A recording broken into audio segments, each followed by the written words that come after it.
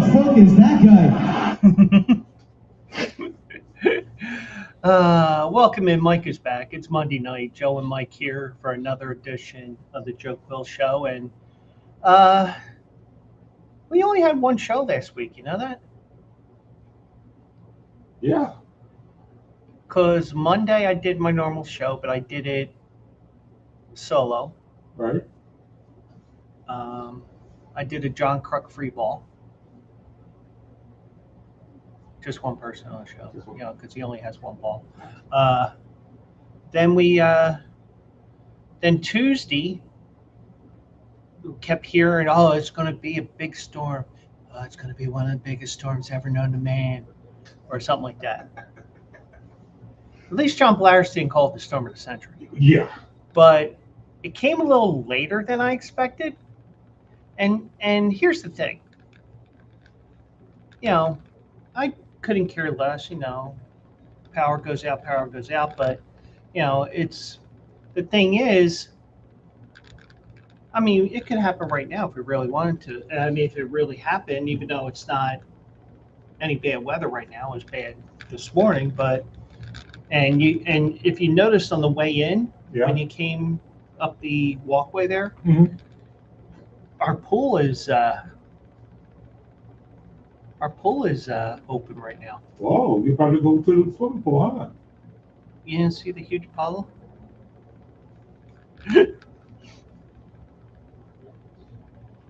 Alrighty then. So we had that. So, yeah. So, you know, we had the weather and all that. So, but you know, it's like, it's not getting here the time that I expected. So I just was like, you know what, I'm canceling because it got here about 8:30, and I didn't prepare. And then Thursday night, I ended up taking a vacation day because I just didn't feel like doing anything. And you're getting your wish here. And Yohan Duran is going to come in for the save here. And of course, NBC Sports Philadelphia has to show him coming in. Of course. Make sure he gets that pitch in because you don't want to turn the lights out too soon because that happened once in Minnesota. Did it? I think it did. You hit somebody? I guarantee you the catcher was like, oh, shit. Right. But he's coming into the game. And just to let you know, I've given Mike the title tonight of Nostradamus. Yeah, it's because, now here's the thing. If I had my camera mirrored, everything would be ass backwards, but I'd be able to point like this. Right. But I still haven't gotten used to having to do this, you know, with my other arm. So you can do this. Or I can do this. At least up and down are still the same. Right, exactly. But, you know. So, yeah, so we didn't have a show on Tuesday. We didn't have a show on Thursday. But Mike went all Nostradamus on me. And then the phone goes off because I get all the alerts. The Phillies, the Sixers, the Flyers, the Eagles, and the Union. And oh, by the way, I hit a parlay Saturday. Did you? Well, I wanted Philly. Okay. And the Union was down 2-0 to Atlanta. Right. They scored a goal. Right. Somewhere in the second half or sometime during the game, somebody on Atlanta got red carded. Wow. So they only had 10 men on the field for X amount of time. They scored not one, but 2 goals in extra time. Nice. Well, injury time, whatever you want to call it. Right. Because, you know, we're back to being what the fuck is soccer. To pull out a miraculous 3-2 win. Oh, right. And they've won 3 in a row now. Now, they have 3 times as many wins after the World Cup break than they had the entire first half of the season. Do you know how many wins the Union had in the first half of the season? How many? 1. Wow. That's it? Mm-hmm. 1 win? And now the Union is up to so. But yeah, so we're going to get into a lot of baseball stuff tonight here, and we're leaving this open. So if you guys have a comment, feel free to let me know, let us know in chat. I can do something like this, even though this isn't anything related to this, but I can just go like this, read it off, and give you your opinion on that. So, but a lot of trade talk and rumors. That's all over now because it has passed. Yep. And oh, by the way, keep an eye on the news tomorrow morning for the passing of Mitch McConnell. All right. I mean, he's been dead for about a month now, but they want to make sure that the governor. I'm not getting into it too much, but you'd be like, well, how did you know that Mitch McConnell was going to die on August 4th? No, he wasn't. It's convenient that they announce it, but we're not going to get into that stuff because we're actually no politics, no work talk, which means basically no politics right now because, Verizon, I can kind of talk about it to a certain extent, but then if I talk about it too much, I might get PTSD. We don't want that. And I may not be able to go on any trips in the next couple of months. Because there's one that I told you about that may happen. Yeah. There's a second one that I didn't tell you about that may happen. Okay. And there may be another one that may happen that is not related to Tell me about that one. the other two. We talked about that a few months ago. Well, If it's the same one. No, I got a winning ticket that's sitting in my bedroom. Really? Vegas?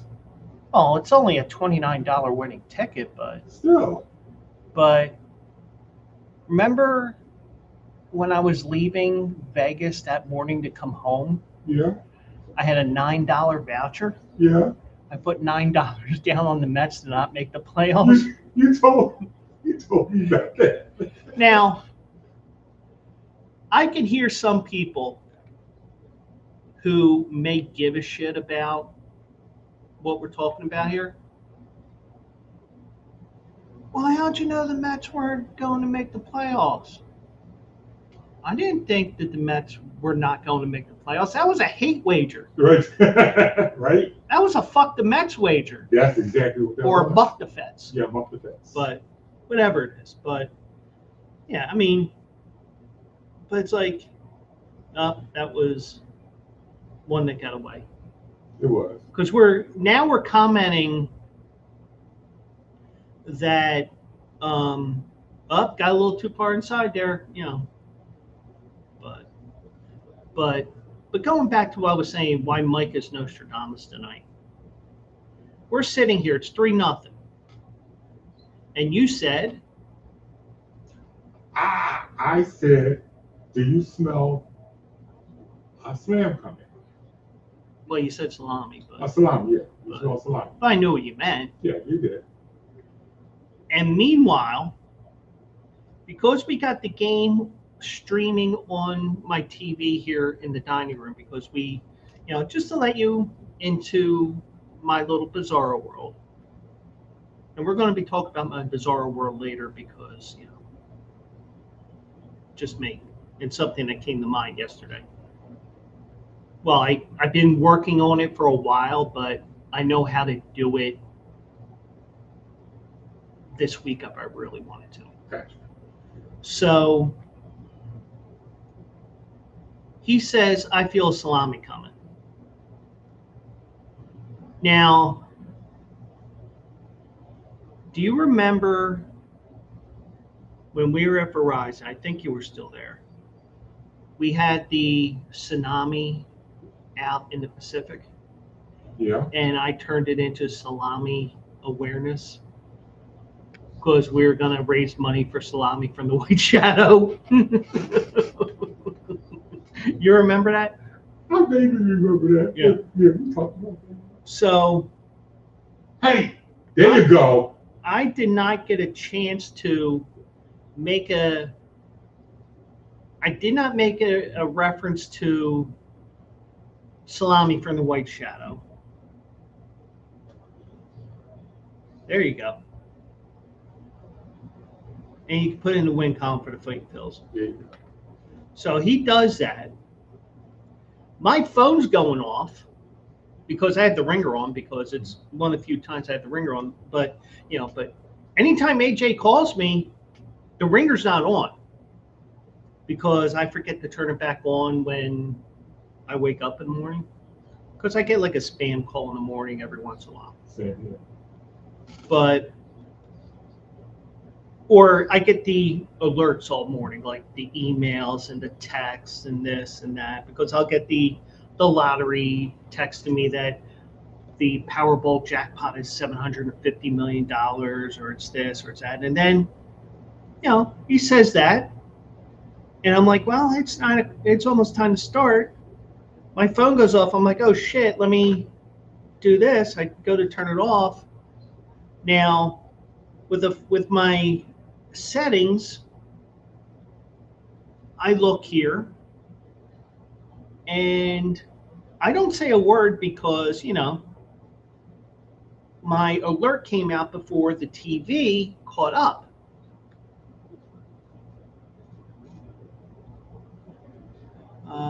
And the alert says, Philly, 4 runs scored. Hill homers to left center, 393 feet.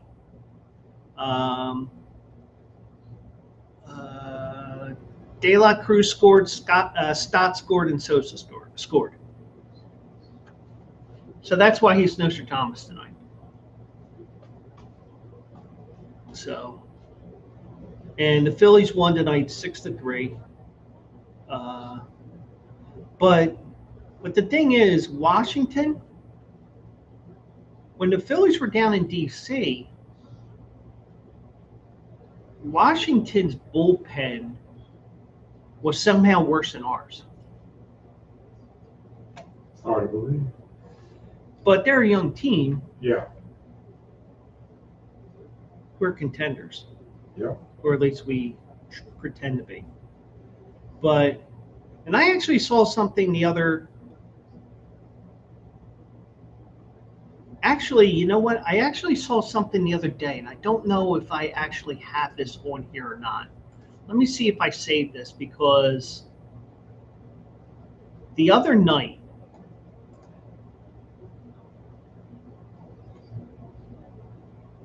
I saw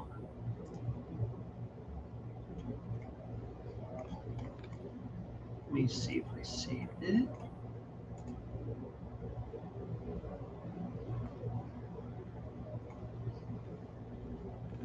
Oh, and also I want to talk Harrison Bader as well.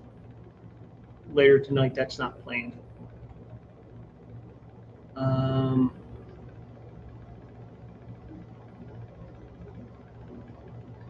No, I did not do it.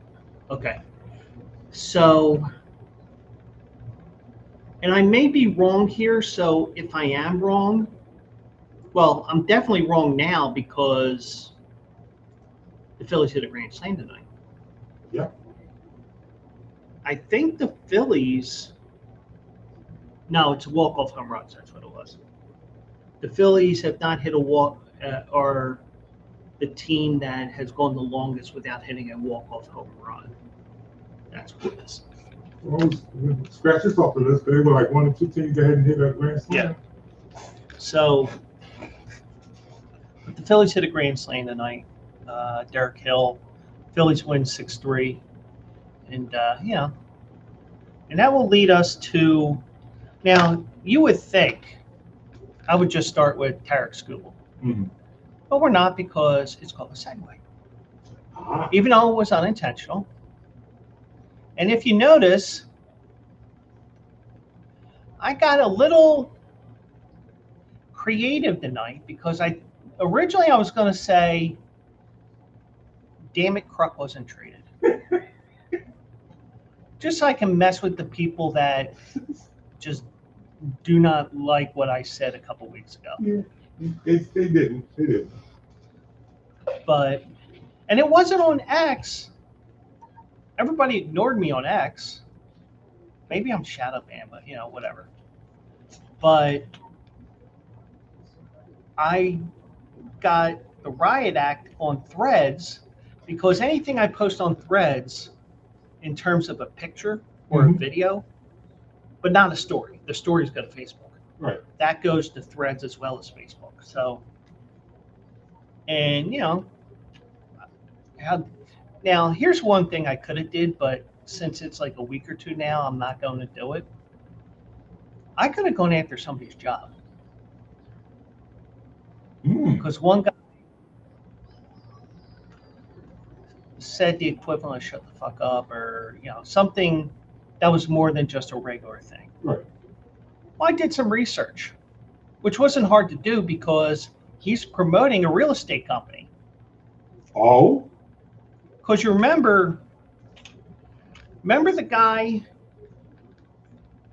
the wild card game against Green Bay?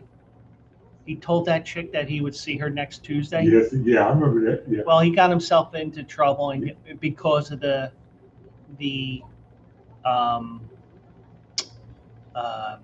Twitter police. Yeah. So as a result, he got fired because that type of business that he was with was a company that promoted diversity. So what better way to show your diversity than tell somebody I'll see them next Tuesday? But, yeah, you know, I forget where I was going with this. You were going somewhere. Yeah. But, you know, so had a little segue ready to go here. Oh. Threads. Oh, yes. Facebook. Oh, yeah. Facebook. So the guy. Yeah, there you go. And here's the thing. Threads is basically your Instagram profile in a poor man's Twitter/X world or setup. I can see that. So all you have to do is click a couple of buttons, and you're all of a sudden on there. And you look, and he's promoting his business, which is a real estate company. Wow. I was like, you know what? Nah. Well, I kind of forgot about it too, but kind of like how, oh yeah, I also have to go after the driver of our dinner tonight. Yep. Now, without giving up too much information, matter of fact, let me do it while I whip this out. Wait a second. Do I have it on here? Oh, Mel Brooks. Wait. Do I have it? Oh, yeah. Excuse me while I whip this out. All right. So, no, not offers, orders. So it was delivered.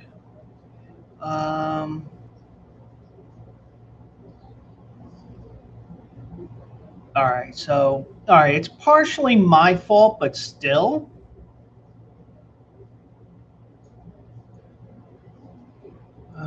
Let me see.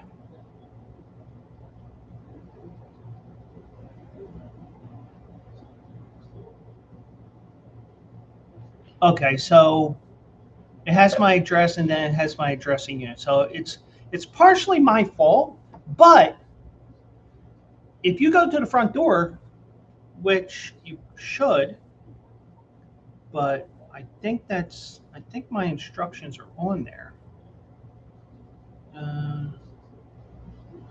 Yeah, here it is. Front door of my house/apartment unit will come down to the front door. So not only does he not come down to the front door, he goes to the wrong building. They get 1 star? So Yeah.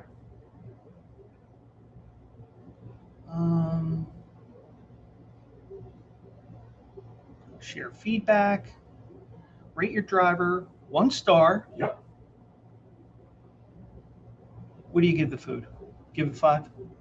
Yeah, it's good. Okay.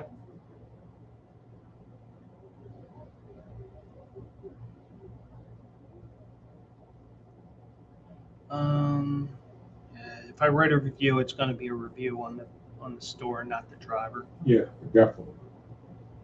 No, I don't want to give this pizza place a bad review. So. Yeah, because it wasn't them. It was him.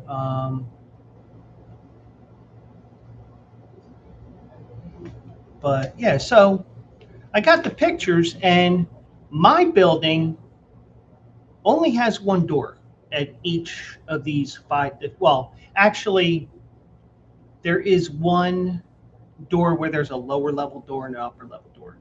Is that the one over here, right? The main entrance where you get Yeah. in to go to maintenance. Yeah. So that's the only door where you have an upper door and a lower door. Mm-hmm. But it's designed that way because that's maintenance and all that. So. Right. But I saw the upper door and lower door. Now it's like, okay, what building did you go to? Because there's my building here, the building next door, and the building across the street.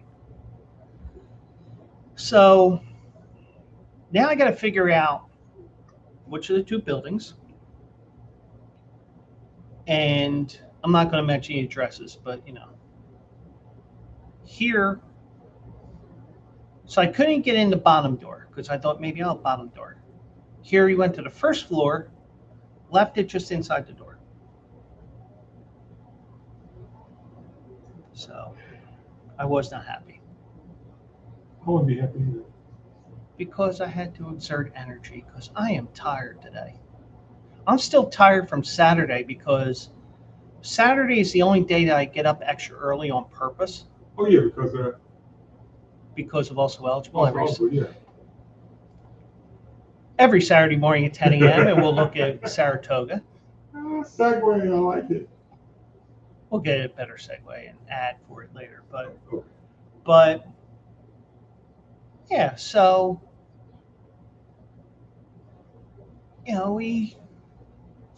the segue that we had originally was Arraez in the probability of a lockout.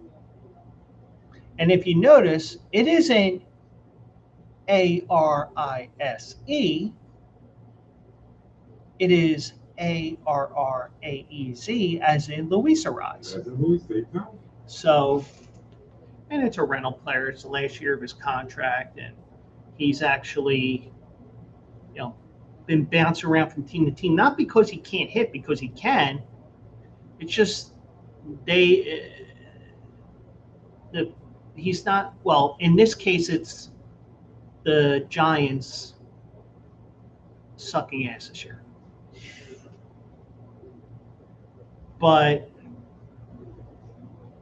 And they're offloading a contract that's expiring at the end of the year. So I woke up to that this morning. Actually, it was 2 trades and announced within 10 minutes, but they didn't really announce the Brooks Raley trade. Mm-hmm. But they did announce the Luis Arraez trade because it's a bat that we need. Yeah, it is. We do. But but the way baseball is now, you can actually. I mean, the thing is, it's either, for the most part, it's home run or strikeout. Yeah. And that's why the batting averages are so low. But think about this. The Phillies in their lineup, if they go with the projected lineup of Arraez first, Turner second, you have the last 4 batting champions hitting first and second on your team. Mm-hmm. That's amazing. Arraez had it 3 years in a row with 3 different teams, and he may get it this year and it will be with 4 different. He'll finish up with 4 different teams. So, Like you said, though, he can hit. so that trade is in the books, and that was Arraez for.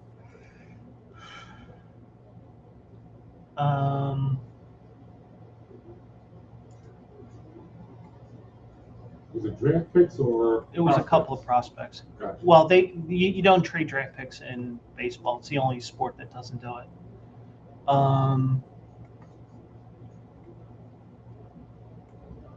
Let me see here. Where was it?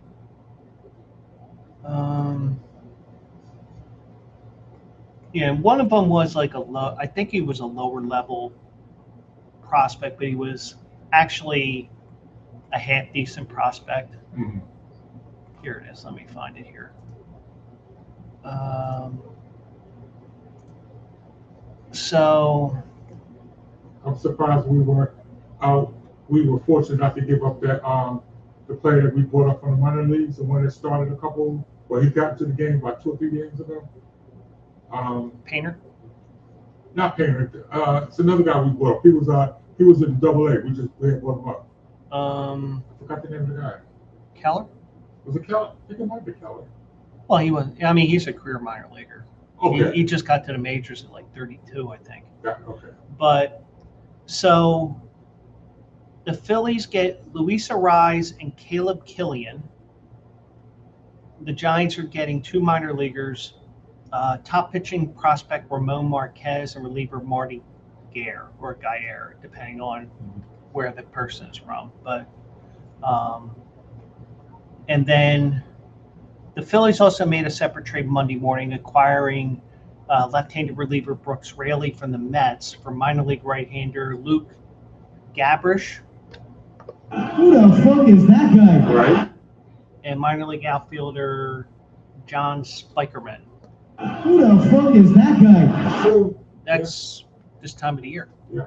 But some of these. Well, the Mets made like 9 different trades. I mean, they unloaded all their players. So the rest of the year is going to be brought to you by Conor McGregor.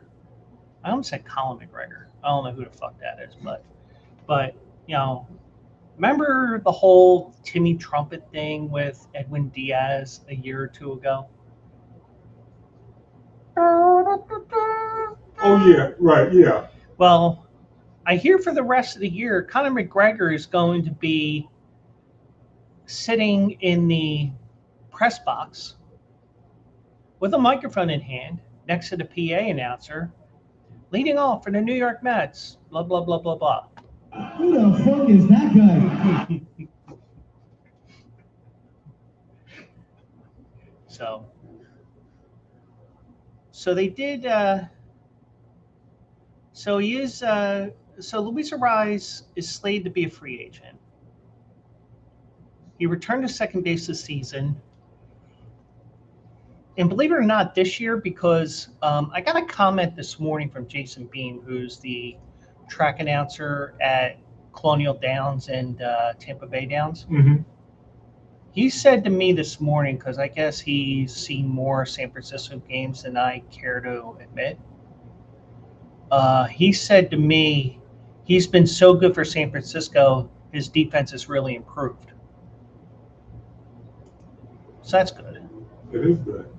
And he's a big baseball fan as well, and maybe I will see him again at the PA Derby this year because he's friends with Jessica Paquette and Oh, okay. But it says that his defense at the position is among the best in the league.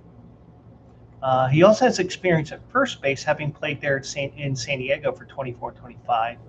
But he made it clear he doesn't want to move from second base. Gotcha. So, and I think Bryce Harper said it best today. that, sometimes you try to do some changes for the sake of winning. I mean, it may not be the exact words, but That's get true. the idea. That's true. So I think when the first news came that Luis Arraez is a Philly, it's like, oh, you get another bat. Even though it's a left-handed bat, it's still a bat. That's true. Now, the reason why I really like the move, even though he's more of a singles hitter, Mm-hmm. if he can get it in the gaps a little bit, he can get some doubles. Yeah. And I mean, if he was faster, because he's not that fast, you can get into that right center field corner gap Mm-hmm. and get triples out of it. But you're not going to get many triples out of him. But I think we're going to see him setting the table, getting base hits. Even if you wanted to hit him in the 9-hole, get him to flip it back over. But because the one thing I've always said was, after the first time around, does it really matter who is the guy? Yeah. Because after the first go round, it's just make sure you're getting to the plate in the right order, because the second inning, it's never going to be the number one guy starting the inning and Nope. starting every inning. It's whoever was next up after that last out. So, but I just think when you look at everything that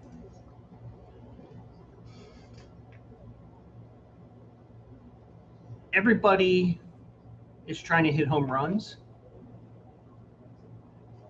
Everybody's zigging. You're zagging. Yeah. And I used that a lot last Monday night when I was talking about Kentucky Downs. Okay. Everybody's zigging with how they do their horse racing stuff. Kentucky Downs is zagging because they're making a $5 minimum on one place in show wagers. So everybody's doing one thing, the Phillies are doing another thing.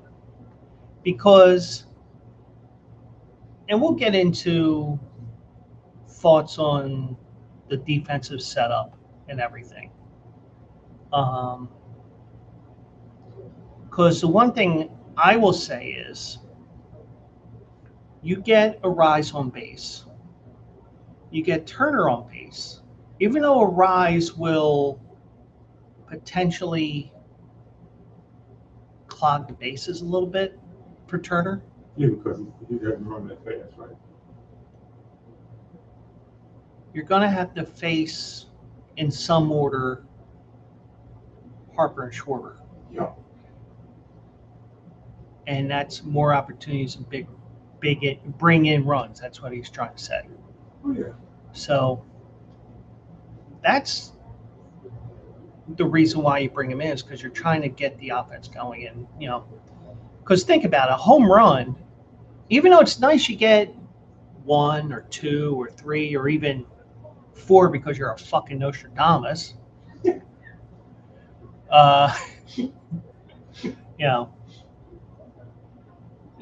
and I said that I was going to change this, didn't I? Yeah, you did. Only because, and by the way, I have a question while I change this. What's that? HBO Max went to Max for a little while. Yeah, they did. Why did Peacock not go to the cock? I don't know. I have to call and find out. Well, I think we know why, because of people like me. Well, I was going to say about Arraez is the reason that he's been a batting champion. He sees the ball. He doesn't swing in the ball. He's not like a farmer. He's not swinging the dirt. And I compare him to Freddie Freeman. Freeman, when I watch him play, you don't see him swinging that ball near the dirt or there. He knows exactly what he wants to do with it. I am going to. What happened to us as a team right there? Let me find this here, because I think I shared this.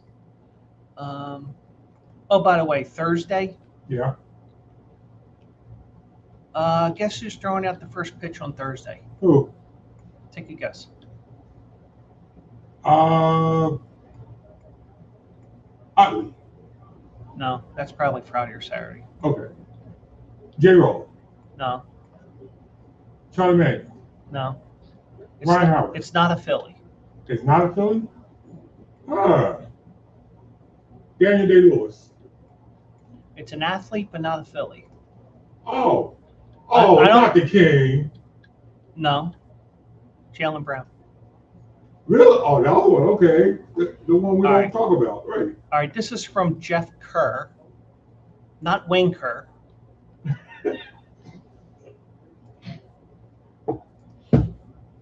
This is when I'm going to say this right now, and people that are watching, they're going to say, man, that's a cold take. Kind of like how I got into a cold take battle because of something on Facebook the other day. What did I say the other? Oh, shit. But I will say this right now, and when I say this, you're going to say, no, that's a cold take, Joe. No, don't say it. Don't say it.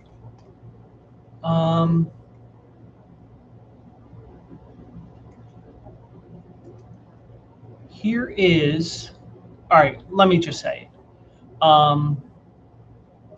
I think Luis Arraez is a poor man's Tony Gwynn. I'll show you why. From Okay. Jeff Kerr. Okay. He struck out 236 times in his career and has walked 255. Jeez. Okay. Got more walks than strikeouts, but look, yeah, I can see that. So he's not going to strike out. Mm-mm. And maybe something will rub off on some of these players. I don't know, but I hope so. I don't think he has any basketball assists at San Diego State like Tony Gwynn does. Okay. Because there is a stat where he has more assists with the San Diego State basketball team than he has career strikeouts in MLB. I think it's like 500 to 400. Something to that effect. Yep, he doesn't strike out a lot. But with Arraez coming over and basically saying, I'm only playing second base, we have to move things around. Yep. Now, without knowing how things are going to be set up, even when this trade was rumored, and it was a rumor, but it wasn't that big of a rumor because it seemed like every player that they were mentioning, well, Phillies might be interested in this guy. He may be interested in this guy. He may be interested in this guy. Well, Brooks Raley wasn't really on the radar for the most part, and also Luis Arraez was, but But I think if you were to move players around, I think without knowing how things are going to be set up now.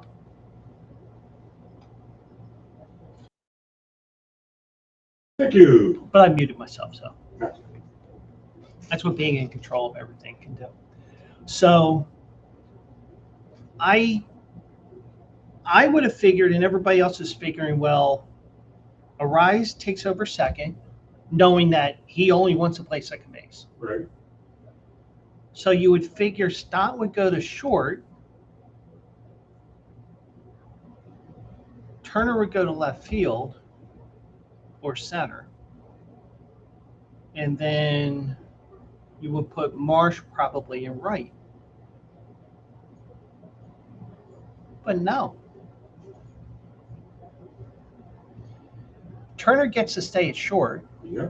And from what I saw wherever I saw it that there's no shit. Hold on.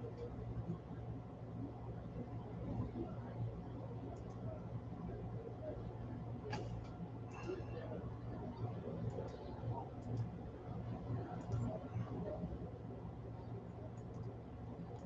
trying to stop this thing from playing, even though the sound is off. But oh well. So what they're doing, the race that we're going to watch, the race that we're worried about is the 6th race. Gotcha. Okay. So the race, I mean, but what they're going to do is Arraez goes to 2nd, Stott goes to 3rd, Right. where I don't know if he's even tried playing that in college or in the minors. Bohm goes to 1st, and Bryce Harper goes to right field. What do you think about that? Well, the nice thing is that Bohm has played first base. Harper has played right field. Mm-hmm. The only question I have is Stott playing third base, but because he plays second base, he knows how to play the infield. But But it's they're going to all, be a little bit different. I mean, second to short is I mean, even though it's still a transition, going to third base is going to be problematic, I think. Yeah. I think it'll be okay, though.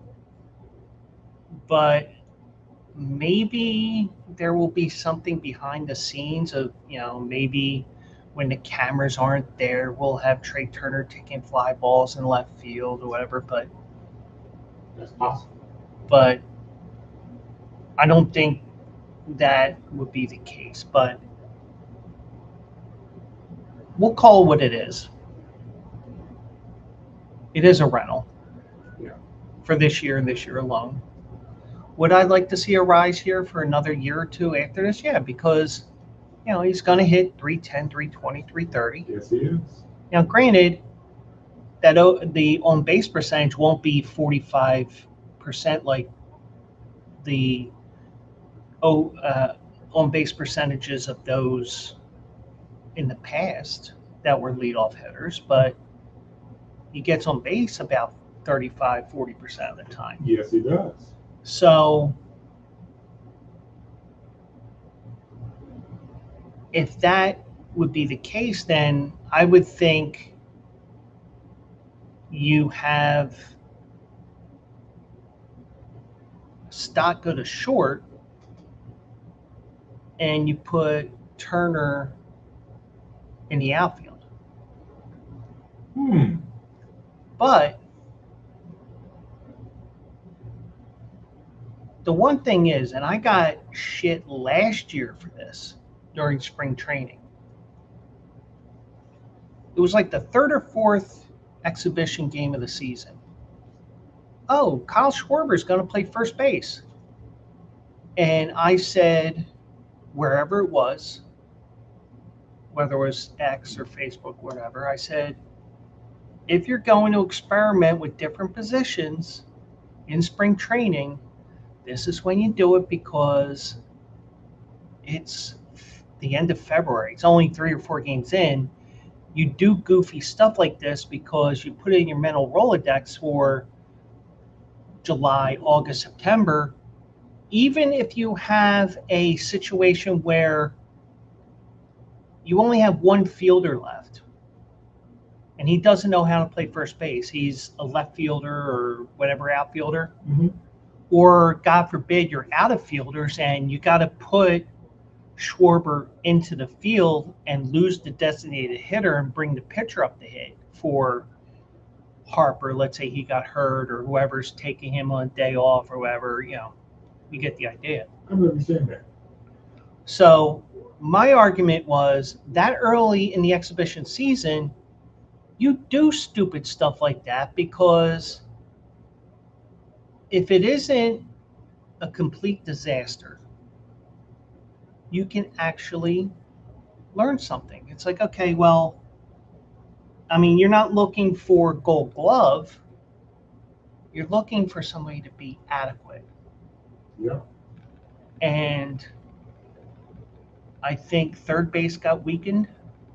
First base got weakened defensively. Now right field, I mean, I think what probably was the deciding factor was one, Bryce Harper admitting that, hey, I'll play the outfield if I need to for the rest of the year. Because allegedly he had his outfield glove with him in Baltimore. Okay. But also, you do have, but he said just this year, next year I'm going back to first base. But, but I think the whole tiebreaker was two parts. One, Bryce Harper said he would go back. He would go back to the outfield to help the team out. Mm-hmm. And I think it was the fact that Trey Turner has not played outfield in a longer period. Okay. And I'm checking that now. But that would make sense, though. I'm looking here, so. But am I thinking along the right wavelength here? You were thinking along the right wavelength last year when you said they should have tried out Schwarber at first base during spring training, because that's what you do. You put it in their mind there. So if you need it for later, they at least have some experience. Serviceable. Like I said, they don't have to be Gold Glove, but serviceable. So yeah, you're speaking right. And the problem is when you have Schwarber as the DH every day of the week, you can't move that DH around and say, okay, well, today we'll have Luis Arraez as a DH. Today we'll have Harper as a DH. Today we'll have, like the way that I wanted to use the DH when it first came to the National League. And I thought that's how they were going to use it. Yeah. Yeah. But there was one season where Trey Turner played outfield all the way back in 2016. Okay. For the Dodgers? No, Washington. Oh, that's right. I forgot he was the next guy. He was with the Nationals till 2021. That's right. And got traded to LA. Okay. And ended up coming here in 23. 102 chances, 2 errors in the outfield, center field. So, but I think with somebody who hasn't been in the league, it hasn't been in the outfield since 2016. I would think that if you're going to move him to the outfield, even though you want to hide his deficiencies as much as possible, which I think is more mental than it is physical. Yeah. I would tell him at the end of the season when you're doing your exit interviews, whatever, you know how they do that in certain sports. I would tell him, be prepared to work on the outfield next year if there's a collective bargaining agreement. Yeah. But although we do think that they're going to strike next year. Or lock. I mean, there's going to be a work stoppage of some sort. It's just a matter of who does what. And who does, yeah. Who does it first? Yeah.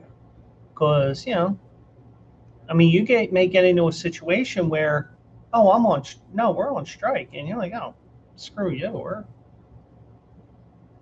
Then we got to call Gene Hackman. Could you get Keanu Reeves and everyone come up with? I know they played another sport, but could you come and tell them how to do it? Yeah. So, forgive me. I have all these different things. I mean, I got tabs upon tabs upon tabs here. I'm trying to fix this shit. I can get rid of that one. Okay. So the Phillies made that trade. So the Phillies get the contact hitter they need. Brooks Raley comes from the Mets. Also, the Phillies did make 2 other trades, but they were minor league trades, so it wasn't anything worth noting. So it's like the Phillies made another trade. It's like, Right? oh, it's a minor league deal. So they also sent reliever Nolan Hoffman Who the fuck is that guy? for minor league righty Manuel Colon. I hear his kids are called semi-colons. A move that opened up a spot on the 40-man roster. They also traded reliever Seth Johnson to the Athletics for a minor leaguer. And I believe Seth Johnson was on the 40-man roster. Okay. That's a favorite that won. We have the races on right now because the race of the day is race 6 of the Assiniboia Downs. Go to Q&A Racing and you can see that article from yours truly, QARacing.com. See. But so Raley has a 5-5 record with a 1.96 ERA and 40 strikeouts in 45 games. His ERA is tied for 4th lowest mark in a major among left-handed relievers, and 35 appearances this year have been scoreless. So, I said this to somebody the other day. I said, yeah, I just want to get a wild card this year. Because the last 2 years, the Phillies had a bye in the first round. They lost. That's true. Now, granted, the Phillies will probably get a wild card this year, and they'll probably lose in the first round. But if I'm not mistaken, the year they went to the World Series, they were a wild card team, weren't they? Mm-hmm. Yeah. Mm-hmm. And they were a wild card in 2023 when they lost in Game 7. Yeah. But,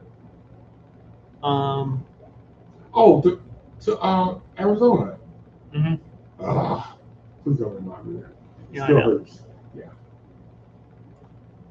So, but the Phillies did not make that big deal. They didn't get that starter that they needed. They kind of got a reliever, but, I think we probably wanted 2 relievers, but you only got 1.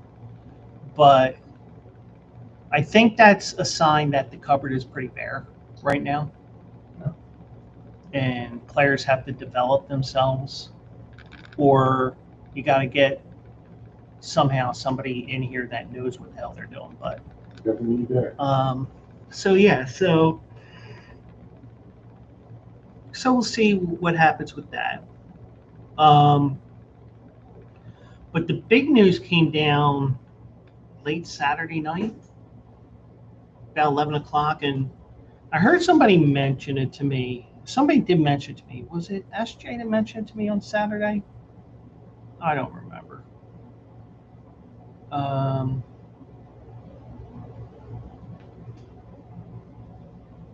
It might have been. Tarek Skubal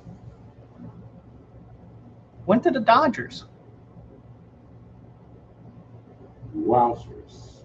So, of course, even though the players will, you probably complain, the rich are getting richer. The thing is, they're doing what the Yankees did with George Steinbrenner in the later years of his life, where they were just buying everything. But it is an expiring contract that they're getting. But he's just going to re-sign there. We know that. We know that's going to happen. Right. So, so Skubal goes to LA. The rich get richer. And in return for them, they get a couple of minor leaguers. Let me see if I can find that one. If I'm not mistaken, one of them was one of their top prospects that they gave up. Yeah. Because they have a heck of a farm system. Because they can. Yeah. So, let me see. Oh, and old friend Jeff Hoffman got traded today, Did he? but he goes to Minnesota. Does he? So much for that reunion. Right? Because everybody was saying that, oh, Jeff Hoffman's going to come back. And that's the one thing I hate about social media. Everybody starts rumors. Like, for example, now on Instagram, Mm-hmm. some trolling account has said that Jason Kidd has signed on as an assistant coach for the Sixers. Steve Nash signed as an assistant. I saw that on Facebook. But Yeah.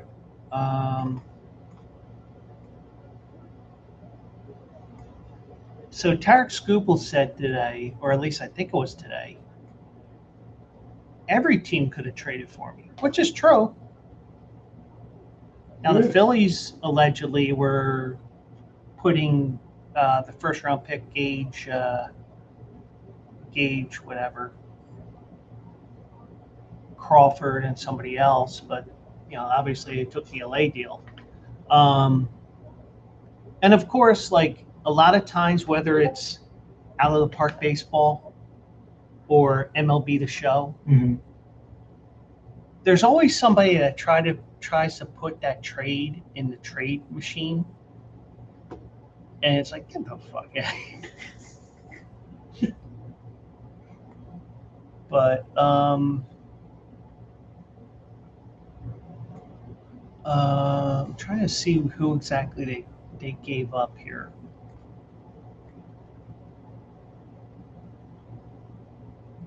I don't know where it is. But he's going to start at Wrigley Field tomorrow night. His first ever start at Wrigley. Really? Yeah. Okay.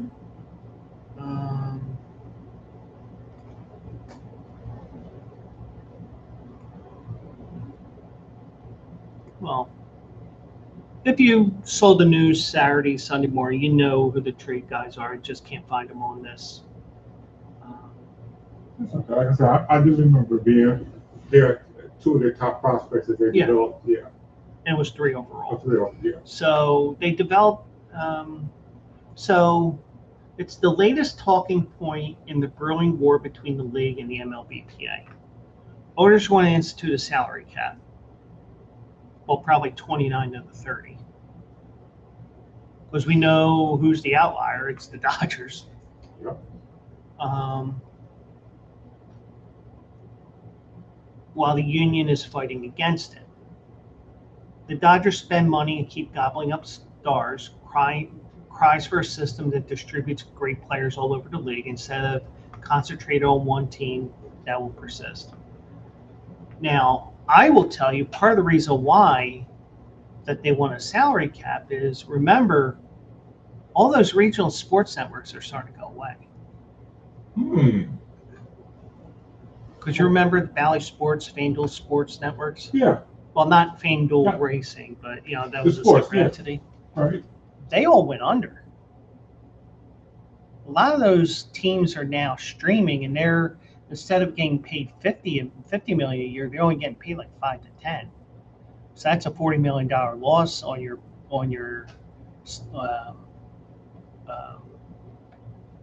spread. I'm saying spreadsheet, but you know what I mean, the balance sheet.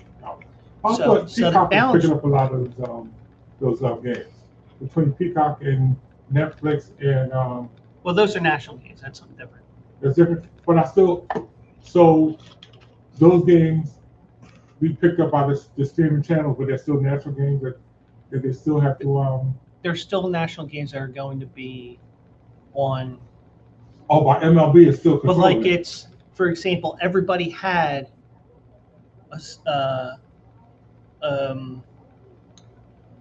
NBC Sports Phillies, so to speak. Those type of regional networks. Oh, gotcha. A lot of them have gone under, so but LA has probably one of the strongest regional sports networks in their network. The Yankees have theirs, the Cubs have theirs. Yeah.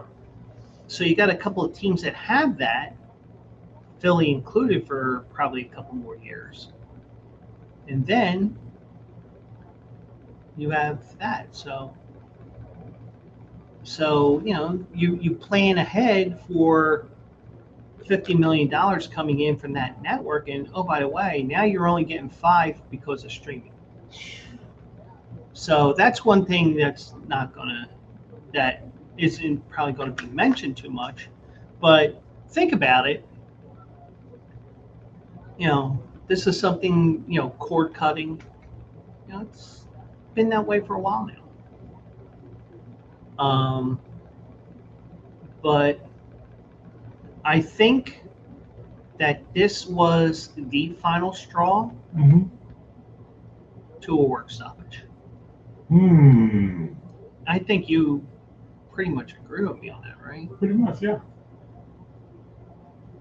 Because I think also remember the Dodgers, they're only paying Shohei Ohtani $2 million a year for another 7 or 8 years. Because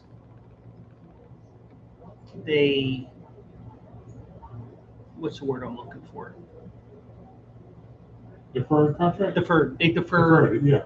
They deferred 99% of the contract because, hey, if he gets banned from baseball for gambling, if we got to pay that $2 million a year, we're only on the hook for $2 million. Right. That other $68 million a year that he's going to get. Right. Yep. But we'll get into somebody who's not going to get paid in a little bit, which wasn't planned, but I kind of forgot all about it. But we'll get to that. But I mean, if you think about it, the move kind of makes sense because even though Skubal is making that rotation even more impossible to beat, Shohei Ohtani has a knee issue. He can hit, but he can't pitch. Right. Now, I don't know which knee it is, but if you are a Dodgers fan, let me know which one because I used to pitch. And if it's his right knee, then that would make even more sense that he's not on the mound because you have to drive with that right leg off of the rubber. Right. But if it's left leg, I can kind of see that as well because that's your plant leg. Right. So Blake Snell has an elbow issue. Tyler Glasnow has a back issue. Justin Robleski and Yoshinobu Yamamoto has helped the Dodgers to a hefty lead in the West. So guys are stepping up. It's just that the star players that they're spending all this money on, they're all hurt. All he's going to do is just help them even more so. Rotation with Yamamoto and Skubal back to back. Who's going to hit them? Well, think about it. If Ohtani does pitch again this year, let's pretend. Okay. So you have Ohtani, Skubal, and mind you, whatever order you do it in. Right. If Blake Snell comes back, if Tyler Glasnow comes back, Yamamoto's a 5. Robleski is a 6 because they use a 6-man rotation because of Ohtani. Yamamoto is that's just unfair. That's totally unfair. Now, I will say this.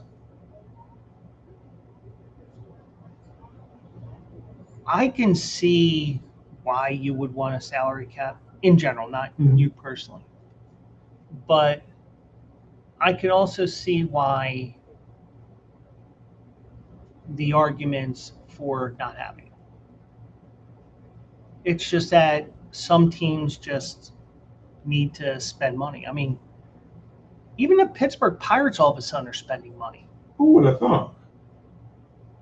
Maybe it's because Bob Nutting was called out over the last few years and the team is actually hanging around. Even though Paul Skeens has lost a little bit off of his fastball. He has. can we blame it on his girlfriend Libby Dunn just because I feel like it?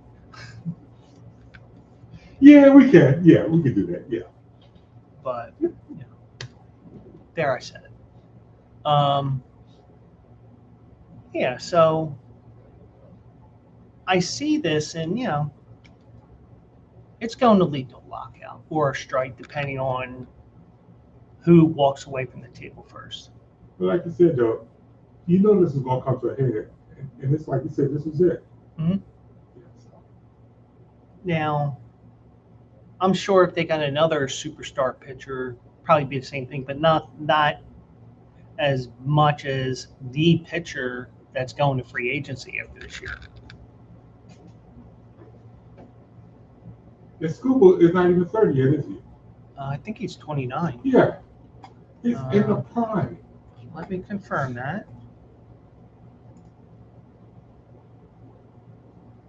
He turns 30 in November. Oh, yeah, he'll be here another year. So basically, he's going to be there. Yeah. The rest of his career, probably. Unless a salary cap comes into play and the Dodgers have to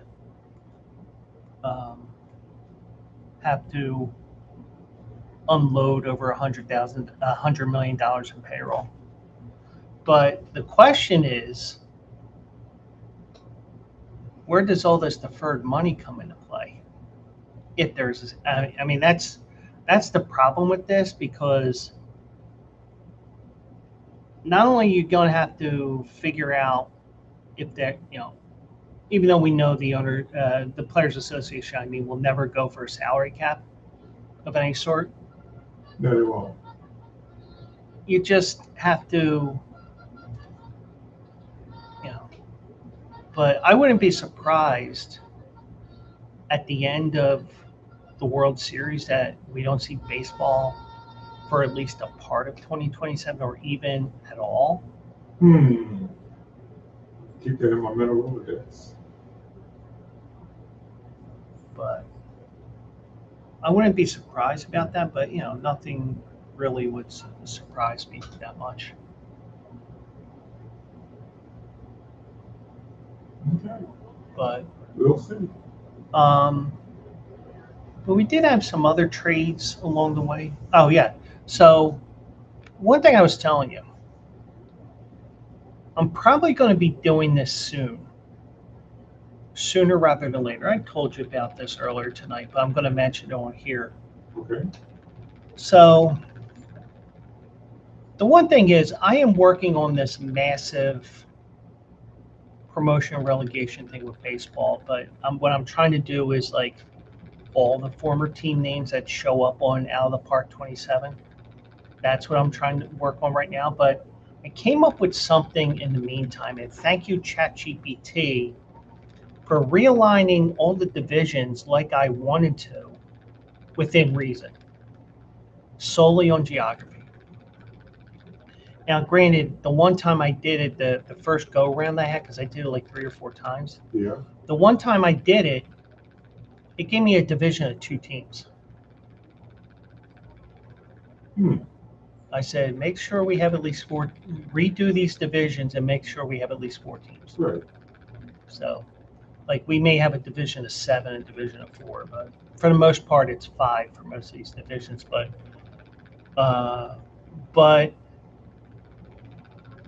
the one thing I am going to plan on doing in the very near future, I am planning on a save on Out of the Park Baseball 27 with all the teams. Now, granted, I think the way that I set this up does not allow the players to be in the game because it's a fictional league. Right. I'm trying to figure out how to import those names on there, but it's going to be a 6-tier ladder or pyramid, depending on how you refer to this, or an association of promotion relegation baseball. Now, I kind of stole some of the ideas from a guy named Baseball Dreamland on on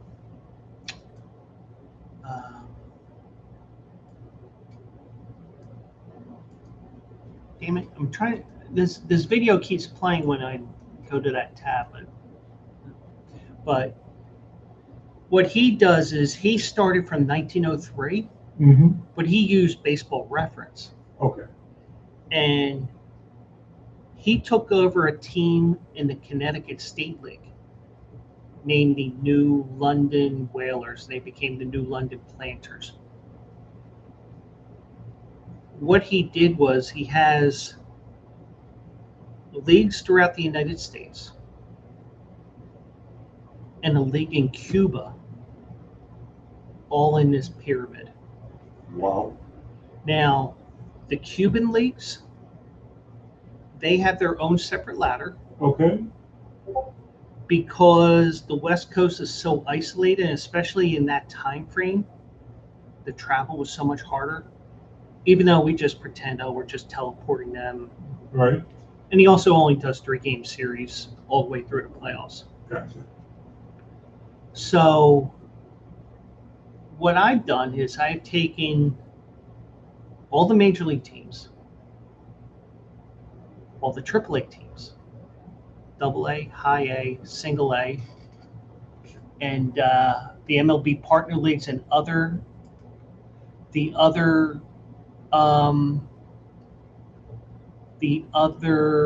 independent leagues, as well as the MLB Draft League, where the Trenton Thunder play in now, because they kicked them out of minor league baseball, but they said, well, your stadium doesn't meet the qualifications of what we want for minor league baseball, but we're going to put this draft league together where, you know, prospects can play and whatever. So I took the 6 teams from there, 8 teams from the Empire Baseball League, which actually originates in upstate New York, but it has 4 teams in California as well. Now, I don't know what they're doing at the end of the year, if it's the LA winner versus the New York State winner in a championship. I don't know what they're doing, but so we got that. So we got 8 teams there. We got 16 teams from the Pecos League, which is in mostly Southwest United States. Okay. We have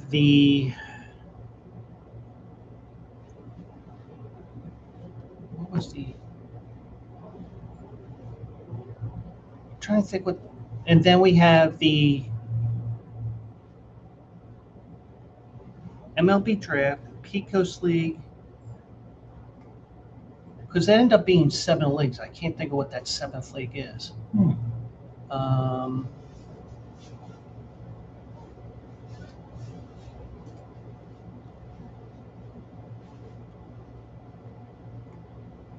So that other league, but you have the MLB, you have the MLB partner leagues, the American Association, which is out in the Midwest, the Frontier League, which is the eastern half of the country, the Atlantic League that we know from the Camden River Sharks years. Okay.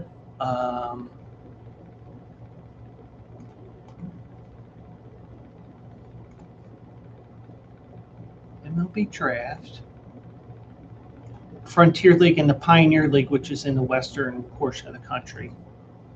I thought there were 7 leagues here. There's only, but it figures out that there's 82 teams overall.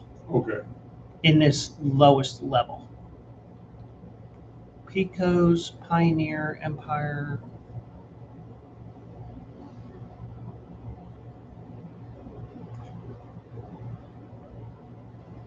Oh, it's 7 leagues because it's 4 and 3. Okay.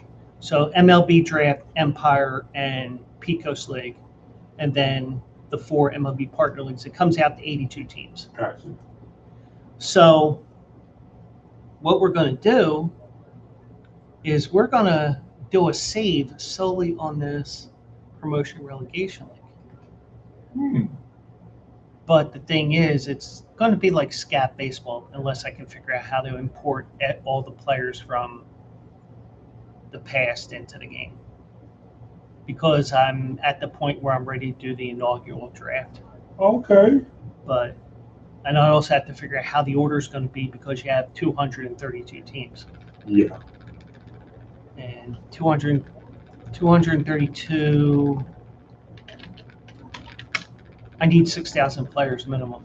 6,032. You're gonna need a lot of players there, kid. But MLB has had 25,000 players in the majors and in the career. So, Okay. and but a little something that I want to do that's a little different than everybody else that does out of the park baseball. So, and I will go into well, why is this? We're starting in 2028. Well, Glenn Tarek Skubal playing the Dodgers. But as a result, because we'll make stuff up as we go along. Scott Boras said, remember I said about the draft lottery mail? Maybe promotion relegation is the way to go. But little story that I have here and there to make stuff up to make it look like we're half decent. So, Okay. but that's the option that I have with that. So that's coming down the pike, and I may eventually do a regular Phillies save as well. I may do a larger new baseball world order, as I'm calling it, because you had the new world order in professional wrestling. That's true. Well, this is the new baseball world order. Okay. But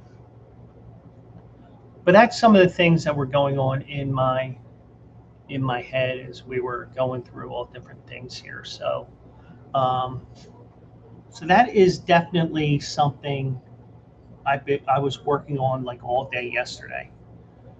I could imagine if my parents were alive, or my dad was whatever nursing home he'd be in. I'd be like, yeah, you couldn't come to see me. And I was like, no, I was working on this project all day. Yeah. Yeah, you're sitting in front of that fucking computer all day. Get Mike to bring you up here. Yeah, Dad. Okay, he will. I don't have to. I can do this and that. Because I'm all independent and shit. Yeah.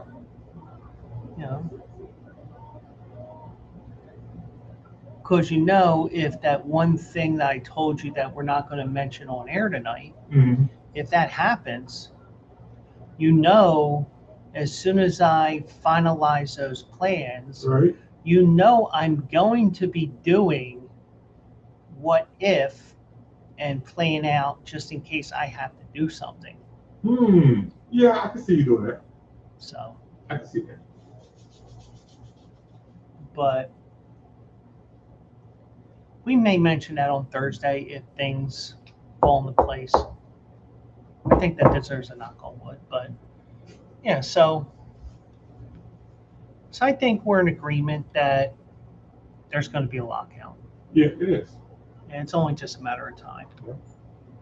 But,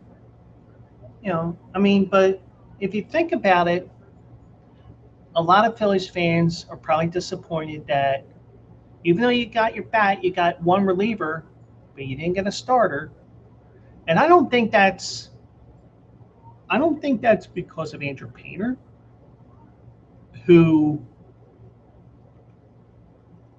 gave up 2 quick runs in his first 2 batters in Baltimore on Friday. Then he settled down.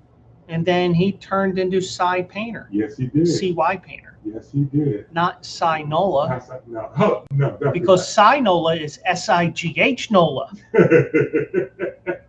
And by the way, I forgot all about this again tonight. The one thing I tell people, and I've said it a couple of times, I'm going to say it tonight, and hopefully it doesn't get me pulled from YouTube or whatever. I think I can get away with saying this here on Twitch. But check your sports books for promotions, because I talk about those promotions on Also Eligible as well.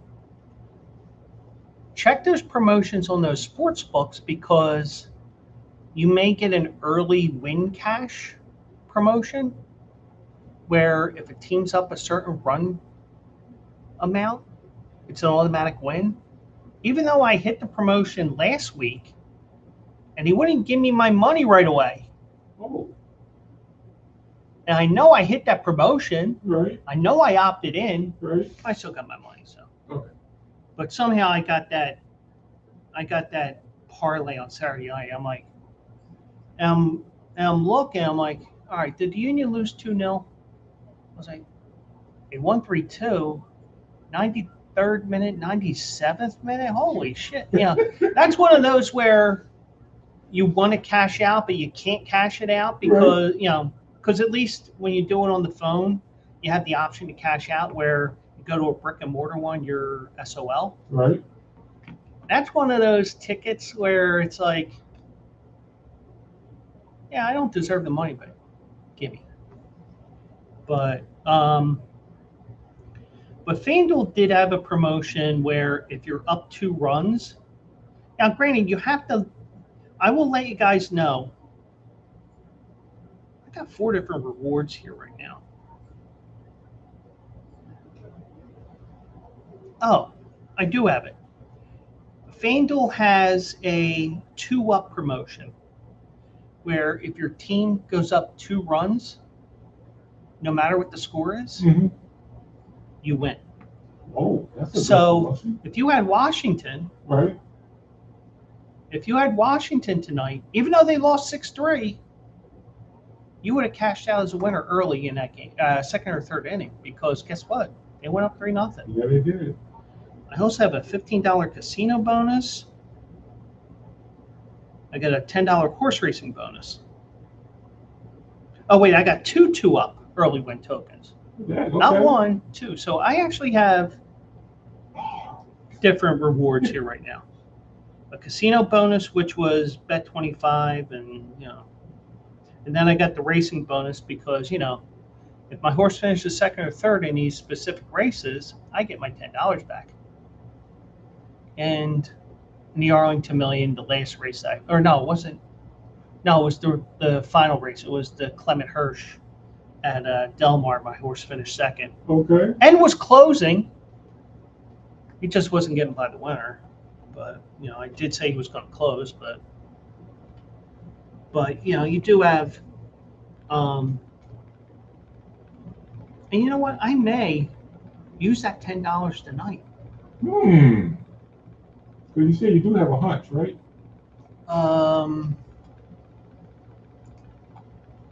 I do have,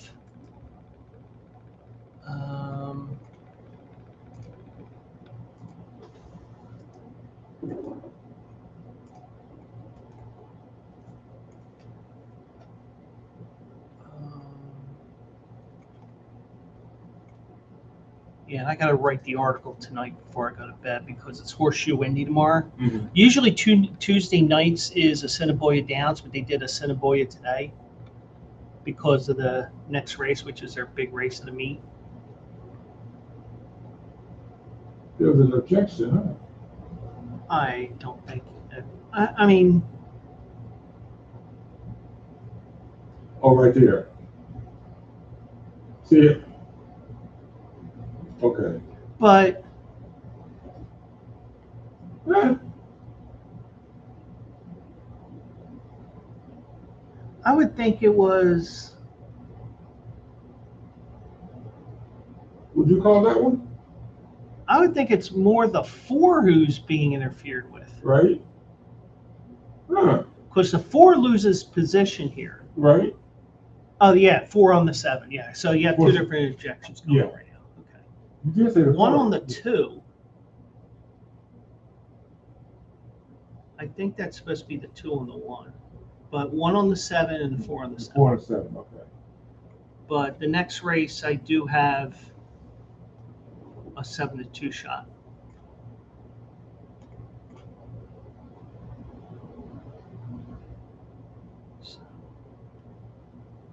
So the 4 might get disqualified?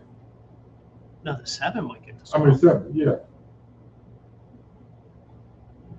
Yeah, you see that one, yeah. That's kind of obvious though.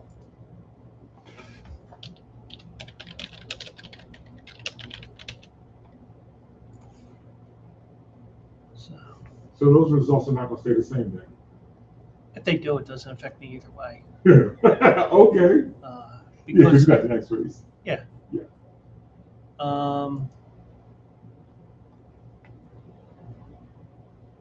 but that's a tough spot to make a judgment call there. Now, what may happen here?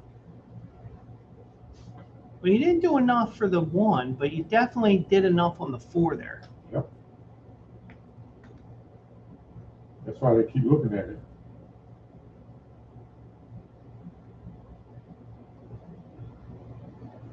You see? Oh, yeah. Yeah.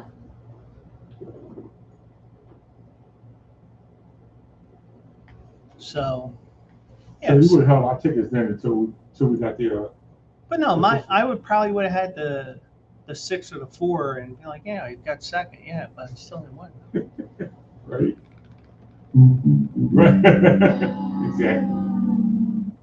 So, so many other moves that we saw. Oh wait, before we go to this, I actually made 2 trips to Target over the last week. Okay. I made one on Friday. I don't know why I went to Target on Friday, but Why'd you go to Target on Friday? I'm trying to remember. Oh, I know what it was. What? One thing I did was I got a new keyboard mat. Okay. For this because the other one I had here was like this mauve or purplish color, and it was getting really dirty. Whereas this, I think I can keep it a little bit cleaner just because of the.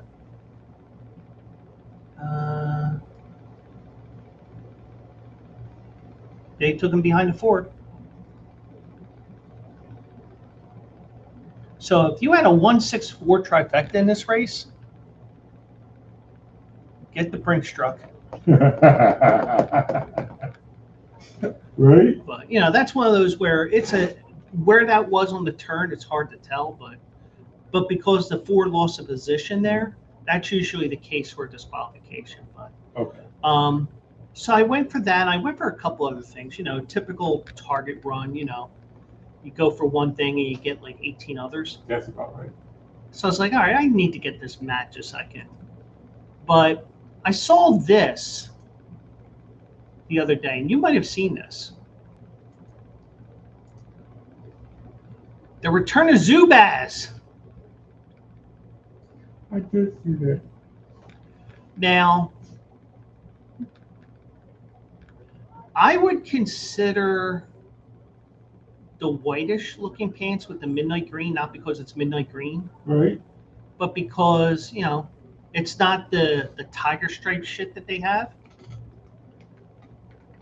It's $2.72 for 20 cents, by the way. Multiply it by 5, play for $1. So I would consider that. But the only thing is, these types of pants, besides not wanting to wear Zubaz or something that ugly or from that long ago, also, I don't have that long of legs that go with the waist size. So I'd only be able to wear them around the apartment here because, I'd be tripping over it outside and ripping the bottom of the pants, So, but yeah, I would consider the green, the midnight green ones, but yeah. You put that on Facebook, didn't you? That's where I'm getting this from. Yeah, I know I saw it. Because it was on Instagram, and I said, hey, Zubaz. Because I got that. I think I got a couple of food things, nothing too major. And then I went to Dunkin', I got a coffee. It's probably why I couldn't go to fuck to sleep Friday night. Yeah, that has something to do with it, yeah. But that was something I saw there. So,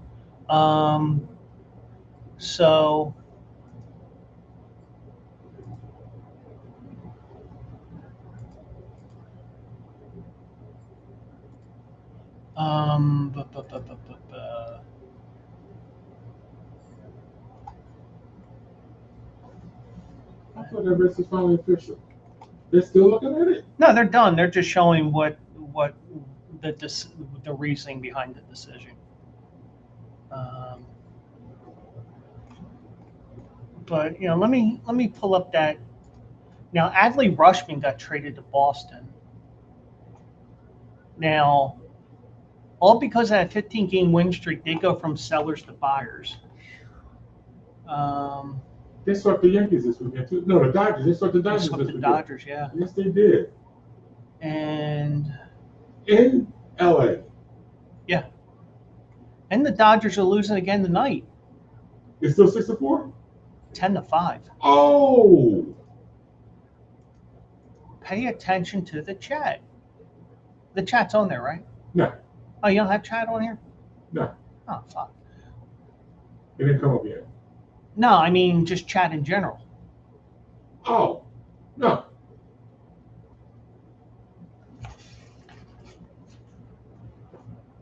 See, I'm not used to being in this type of screen position. Oh, wait. These messages will appear here. Okay. Oh. Oh. But if you don't want it, then fuck it. Yes, folks. That's my friend. Yes. Yes. And I don't have anything really good to. I think the closest thing I have is this one here, but it doesn't really apply. What don't you fucking understand? That's not the one I'm looking for, but I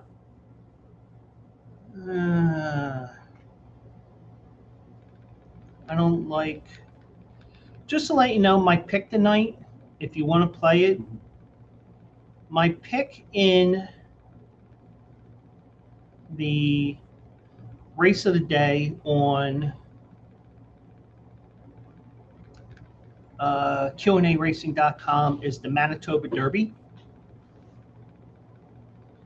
And I'm going with the Fort Gethsemane.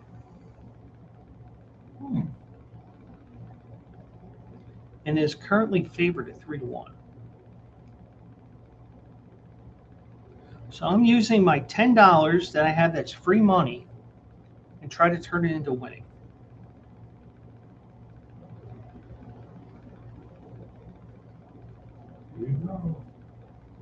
I'm all locked in.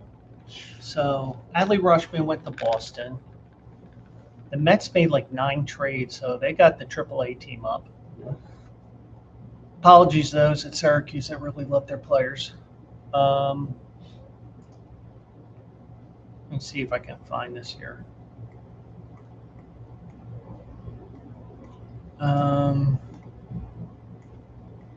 The big winner obviously was Los Angeles.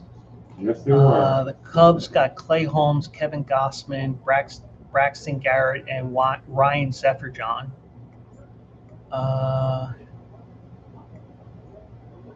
Yankees sold off, and they did a little bit of selling off, and they also got players back. They got Julio Ramos and Luis Garcia Jr. Tampa Bay got Freddie Peralta. Oh, by the way, the Mets, they have a slight problem. What's that? They have Freddie Peralta jersey giveaway coming up in a couple of weeks. Oh, yes, they do. Remember when Hunter Pence got traded? They had his bobblehead or something that they were giving out. Well, they still gave out the bobblehead, but it was like a thank you to the fans of Philadelphia from Hunter Pence. Yeah. And also, I found out, he had that real awkward swing. He did. Here he had some sort of a condition where he couldn't completely turn his waist. Really? But actually, like, for example, like, even though Chase Utley didn't have it, he had a real short swing, but that was just the way he swung. Right. But the funky swing and everything they did that didn't look normal was because he had this spinal condition that didn't allow him to torque. I did not know that. I saw that on Instagram the other day. Patricia loved Hunter Pence. He's one of Yeah. our favorites. Baltimore, they also traded Taylor Ward to the Mariners. Taylor Ward was one of the many guys that were mentioned about the outfield. He's the top RBI guy, wasn't he? Oh, Taylor Ward. no. Okay. And the thing is, they're saying the Phillies are a big loser in this. Well, I think we kind of guessed that this was going to happen because there really isn't much in the minor league system.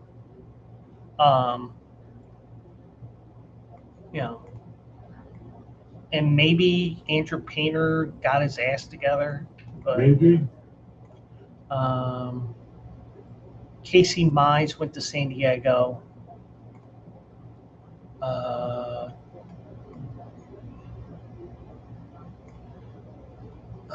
Milwaukee got Antonio Sensatella for a couple of guys. Mhm. Lars Nootbaar goes to play outfield for Arizona. Arizona's making a move. Cleveland Guardians got Foster Griffin, the Nationals All-Star, for Josh Hartle. Jeez. Nathaniel Lau goes from Cincinnati to Cleveland. Our boy Jeff Hoffman, who was rumored to come back to Philly, he ends up going to Minnesota. I would have welcomed him back. I like that he pitched. Yeah.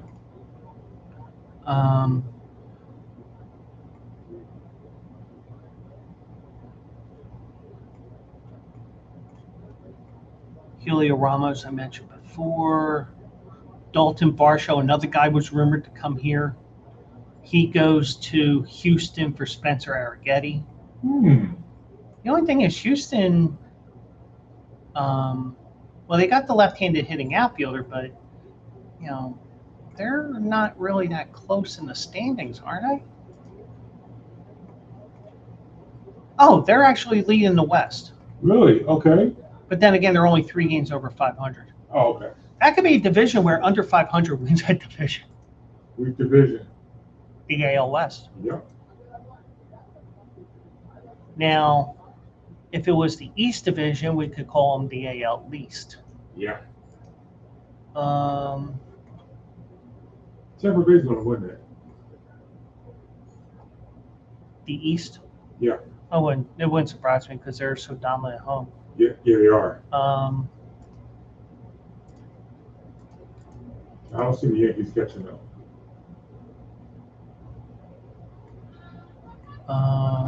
Let's see here. So many other trades here. Clay Holmes goes from the Mets to the Cubs.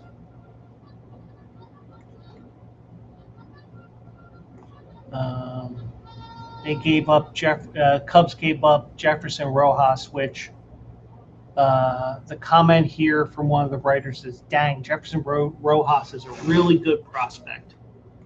Dustin May, who's if we can confirm that Carrot Top is not gay, his love child Dustin May got traded to Milwaukee, along with Phillies legend JoJo Romero. Really? Yeah. Okay, JoJo. For a couple of prospects. Ryan Zephyr-John. Somebody said today that Ryan Zephyr-John, the Phillies missed a great opportunity because they could have sold Zephyr-John gear, JAWN. JAWN, yes, they did. Okay. So, I forget who said that on X, but whoever said that, I think I know who it is, but I don't want to quote him, and it's not true. There's my pick to 4. Okay. 4-1. He got traded for Moises Ballesteros. No relation to Sevy, from what we know. Ah, okay. And Mason McGuire. Yes, that McGuire. That Is McGuire? the father. Really? Well, apparently he didn't shrink his dick enough to the point where he couldn't produce kids. Braxton Garrett goes from Miami to Chicago. Luke Weaver goes from the Mets to the Pirates. I mean, who would have thought the Pirates would be buying? Yeah. Adley Rushman. Wait. The Red Sox got 2 catchers in the deal. Adley Rushman, Jake Rogers, and Cash for 3 different, I guess, and Carlos Narvaez, who's a catcher. So I guess they said, oh, we'll swap backup catchers, I guess. Chris Bubich goes from Kansas City to LA. And basically, it gave the Royals a D+ on that because the minor leaguer they sent was basically somebody who's been kicked around the Dodgers system for a long time. Robbie Ray goes from the Giants to the Padres. Liam Hicks, the catcher, goes to Tampa Bay for a couple of prospects. White Sox are buying.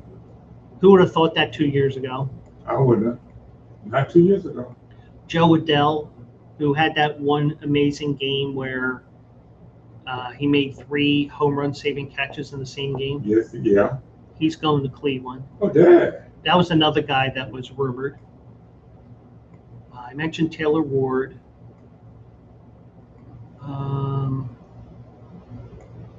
One of the guys that got traded from the Mets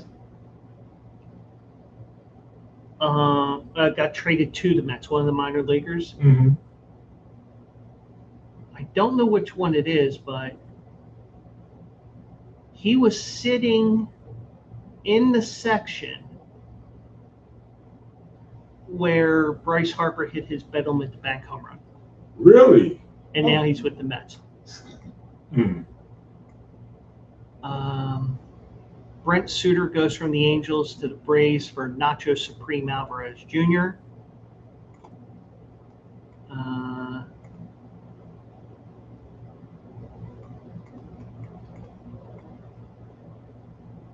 Jose Soriano goes from the Angels to Toronto.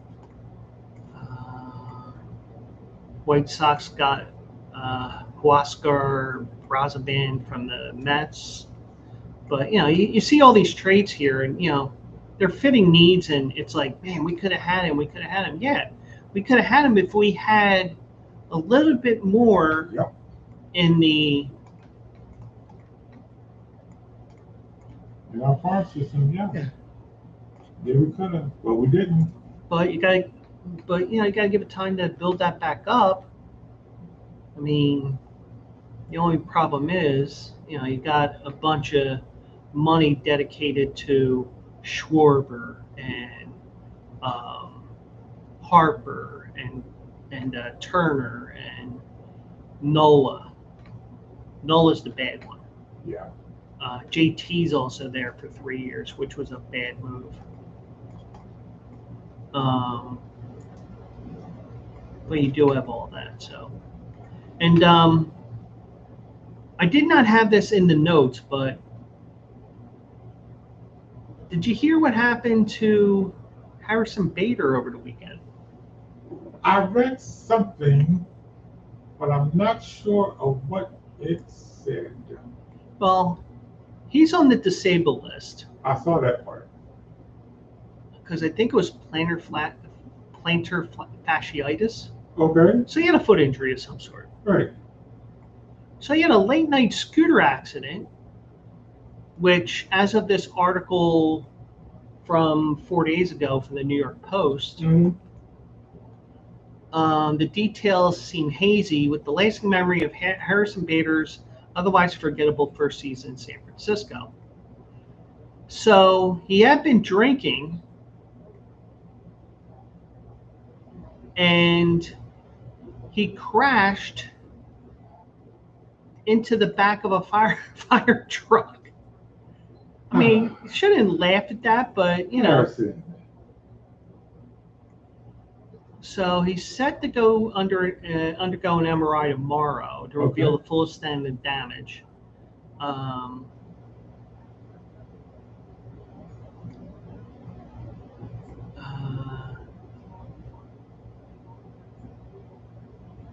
But the one thing that the San Francisco Giants have done is they are not going to be paying him for the rest of the season because he injured himself while drinking and everything else. Wow. Now, you hurt yourself rehabbing, that's something different, but when you're doing something like that, you know. So this is John Clark's comment. And there's more up-to-date stories as well, but this is what I'm getting off of the front page from my personal timeline on Facebook. Former Phillies outfielder Harrison Bader is out for the season with the Giants. He was in a scooter accident where he reportedly drove his scooter into the back of a fire truck, and that fire truck then ran over his injured foot. I mean, we shouldn't laugh, but, you know. So witnesses are saying that he was seen drinking at various points during the night before the scooter accident. That was a red flag right there. That was it. So all kinds of stuff going on there that shouldn't have happened. What was it? I'm setting it up. I'm setting the video up here. Okay. Because I have a better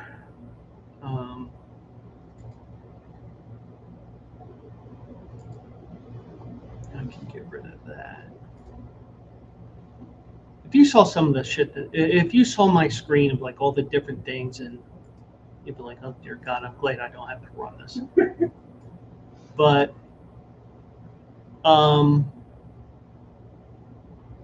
yeah, so I don't even know if the Players Association is actually appealing to the Giants. But that is a breach of contract. And they could just say, well, guess what? That's a breach of contract. You're gone. I mean, you don't see it that often. You see it more with coaches in college sports than anything else. But Right.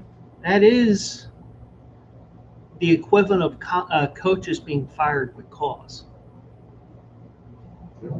But It's a morals clause in your contract. But he further injured his foot doing something like that, where, you know, even if he legitimately just fell downstairs and whatever, you know, I don't know, does he have kids, is he married, you know, Right.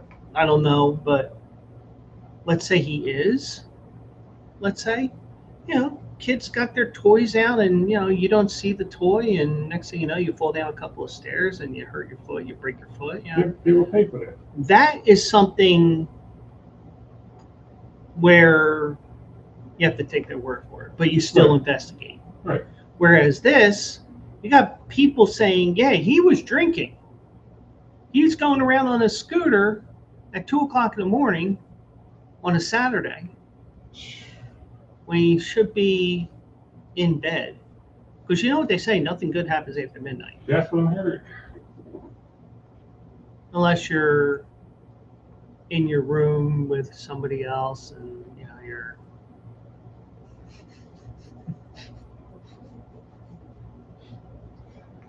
Okay. All right, so this race is about to go off here. I'm on the 4 here. That is at 6-1 right now, Gethsemane. And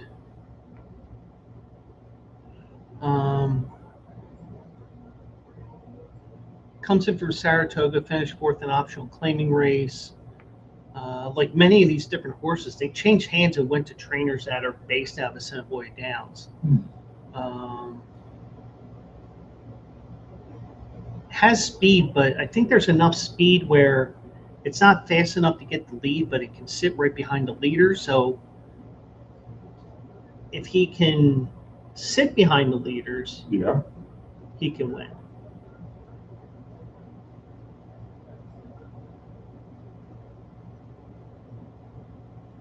Perhaps favorite. Thanks, Dad.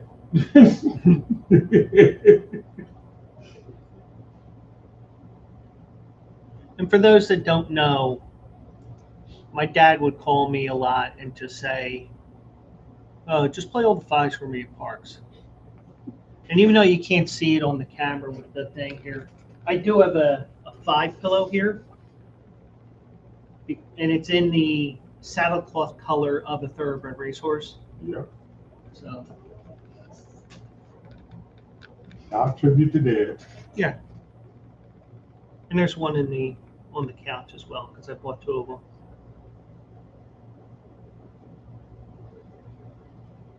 Actually, what I should also get is I should get a 6 and a 9 and say, "Hey, baby, wanna?"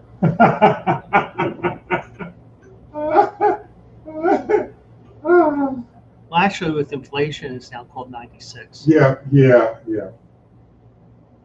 Times have changed.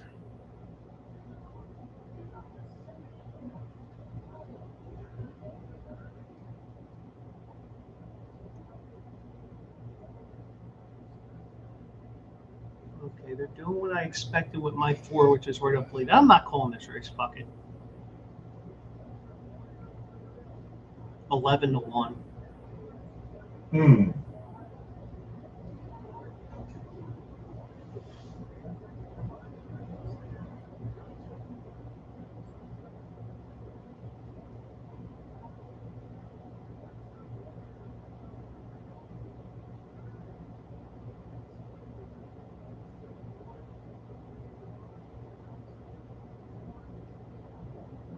Who's gonna make the move? Who's gonna make it?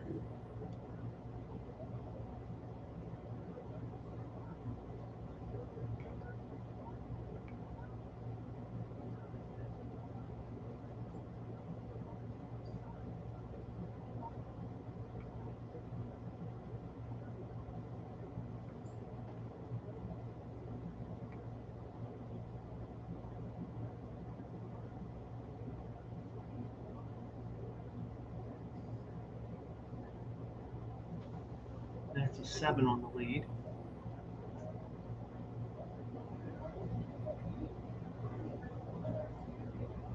Four trying to make a move.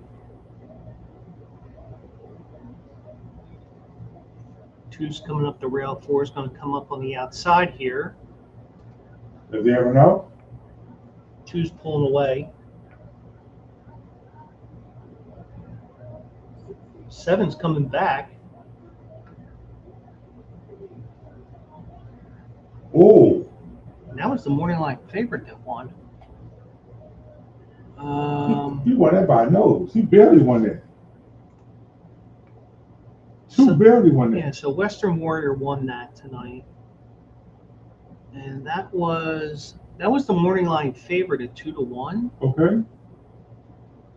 Oh, it's inquiry because it's close. I think that was up in the last race and they didn't. Oh.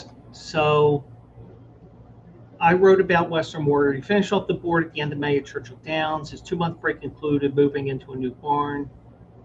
He held his own in the Bathhouse Row at Oakland in April, which some of the horses, a horse or two, end up going to the Preakness. And that was going tonight's distance of 1 1/8 miles.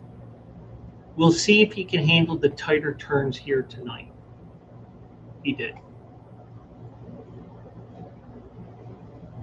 So.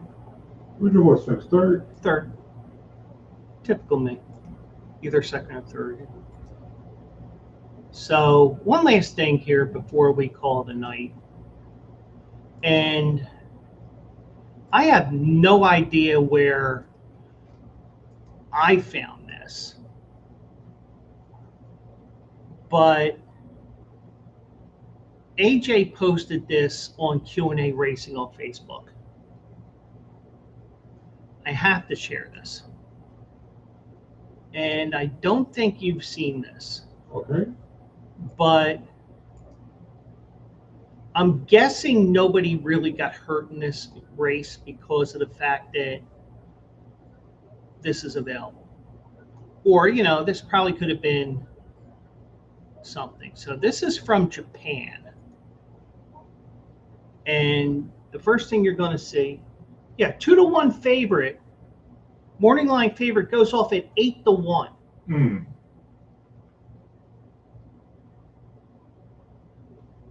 And for me, You said. no, wrong one. That's the one. And no, I did not say. You said. Ball. I did not say balls out. But let me take it to Japan. And I guess this is stupid shit that I saw. Because I shared this. Mm-hmm. But whatever, So they're turning for home here in this race.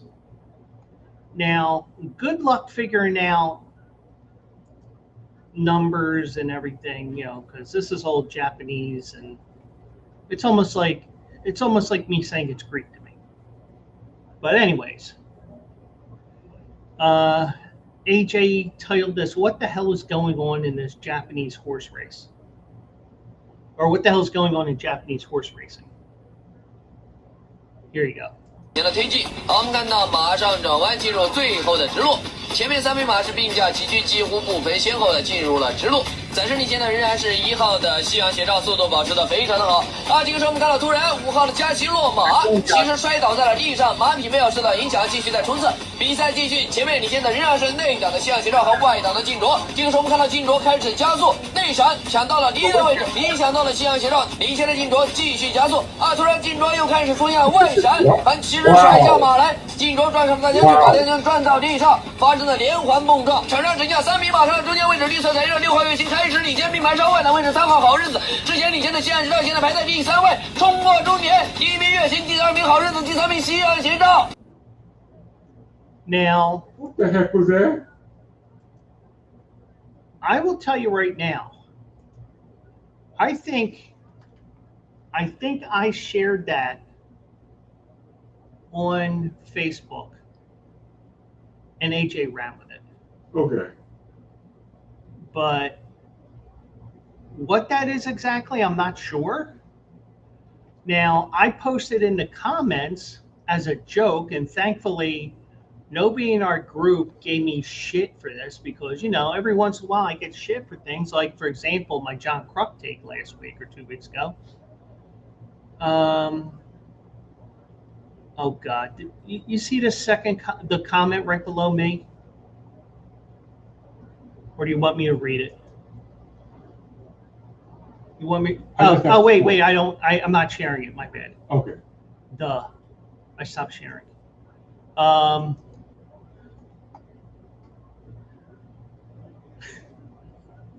Well, the third comment is AJ. I just claimed the 4 horse, which was the horse that ended up winning there. Right.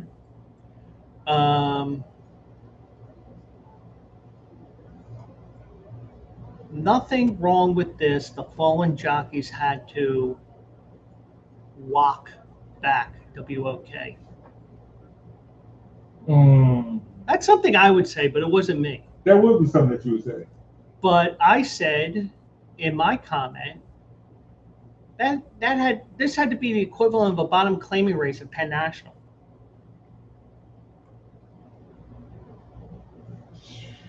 Somebody says all the trainers got together and bet on the trifecta. I can see that.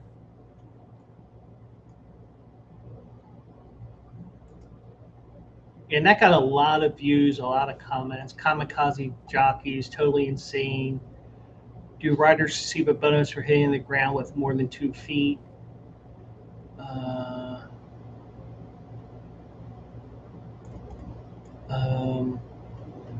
They want to Indian relay. Now, I know what that is. They do it at Emerald Downs. Mm-hmm. It is some crazy shit that they do at Emerald Downs with the Indian relay races. Of course, somebody who's probably a horse hater who's still on the group, or at least saw the comment. Horses probably got sick of being whipped the whole race. Guess they don't have a whip rule in Japan, huh? I think they do have a rule, but it's different from us here because we have HISA and all. Right.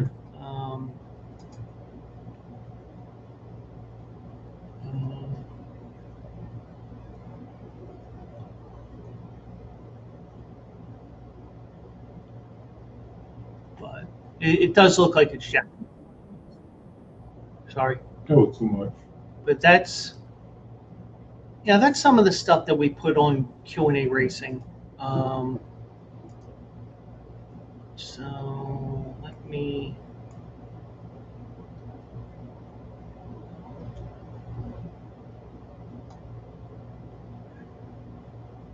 How do I get to the main?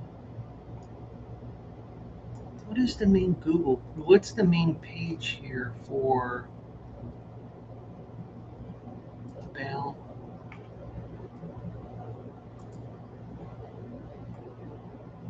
Because I want to give you guys the link for Q&A Racing on Facebook or the Facebook page. National dashboard.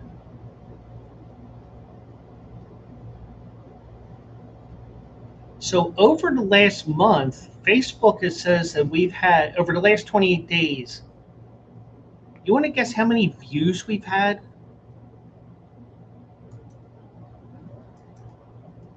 30,000. No, Okay. higher, 50,000? higher, 70,000? higher. 100,000? 1.29 million. Whoa. And that's down from the month, the previous 28 days. That is so cool. Mm-hmm. But I cannot find what I'm looking for here. So I wanted to share the link.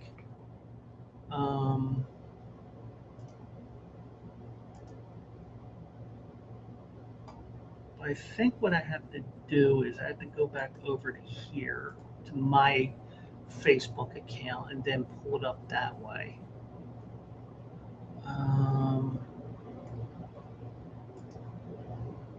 Oh, here it is. Here's something else here. TSN in Canada. The Mets scheduled a Freddie Peralta giveaway jersey giveaway game on August 19th. And he got traded. So. Wow. Oh, and Bucks Code today, they said here that the arena is going to be built on where the Spectrum used to be. Oh, really? Yeah. Huh. So one of my friends said, radical thought, maybe they should build in Northeast Philly since they're in the burbs or where the revenue is coming from. I think I've said that before, but I think the Eagles go there, Franklin Mills. I think you're right. And if it isn't the Eagles, it'll definitely be Temple. Yeah, what did it say? Trying to find. Oh, I need to go to here.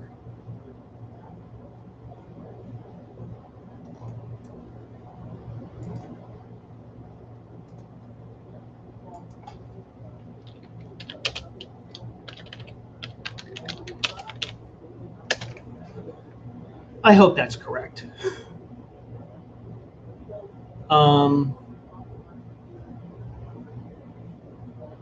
So we'll see if that does. Hopefully that works for you guys, so you can check that out. So, yeah, I was afraid that this was going to be a quick show because we didn't have many topics to talk about, but we strung it out over 2 hours tonight. Yeah. That's good. We're good that way. Because I also added the Harrison Bader thing, and I went on my typical tangent after tangent after tangent. Hey. But host, producer, director, engineer, that's what you do. Many hats. Apparently, well, truthfully, I don't know when this was today, but I can confirm that Luis Arraez has arrived in Philadelphia. Arraez has arrived. because Airport Johnny got to talk to him at Okay, the airport. Luis. I think he was saying to John Clark that baseball been very, very good to me, very, very good to my family. You know what? I was thinking the same thing. I was thinking the same thing. That's funny. So I think I can play this without getting myself into trouble, or a copyright violation of anything. But let's play this real quick and we'll call it a night. So John Clark is the NBC Sports reporter, and I got shocked a couple of months ago that I found out that he was heterosexual. Me and you both. But here is John Clark stalking Luis Arraez, coming in from Dallas. I think the first thing we have to teach him is Dallas sucks. But here's the 50-second interview. Welcome to Philly. What are your thoughts about being traded here? I mean, I'm really excited. I'm not really tired right now, but I'm excited, especially we won the game tonight. So I can't wait to come tomorrow and enjoy with the guys. What does it mean to you that Bryce Harper is moving to right field and you got two other guys moving for you to come here? It's a lot of respect. It's a lot of respect, especially Harper moving to right field, and then they give me the opportunity to come here and play second base. Wow, it's respect. It's a lot of respect for me. How cool is it to jump right into a playoff race and in front of these fans? Yeah, that's why we play baseball. We want to win, so especially me. I'm here to help the team win. Welcome. Thank you, guys. Thanks for your time. Appreciate it. Thank you. Welcome. So that is Luis Arraez talking to John Clark, and I think especially with the playoff run coming up, you want to do what you can. Yeah. But we'll see what comes out of it. Hopefully we get another playoff berth. We can get another Red October, and That would be nice. maybe we beat up on the Dodgers this year because I think we gave the Dodgers all kinds of fits for a 4-game series. Yeah. And the Milwaukee series was a sweep, I believe, right? It was. So you had the two best teams in the National League. It's just unfortunate that they meet in a best of 5 and not a best of 7 because the 3 division winners go 1, 2, 3, and the Phillies were the 2, I believe. And but it is what it is. So that'll be it for the show, Mike. Thank you for making the trek up here, dodging all the puddles and flooding waters, and if you want, you can go out in the pool, out in the parking lot if you want. If it didn't drain. So, but that's it for now, and hope everybody joins me tomorrow night at 9 o'clock. Yes, we are going to do 3 nights this week because I only did one last week because the weather got bad on Tuesday, and I was like, you know what? I'm not taking a chance. Thursday, I was like, I don't feel like those. But this week, we are going to do 3 shows this week, and I do have a couple of topics. Well, I do have at least one topic that I want to talk about tomorrow that was actually news that came down today, but I think this is something that I can get away with talking about tomorrow towards the second hour of the show. So, but I'll be live tomorrow, and if you're in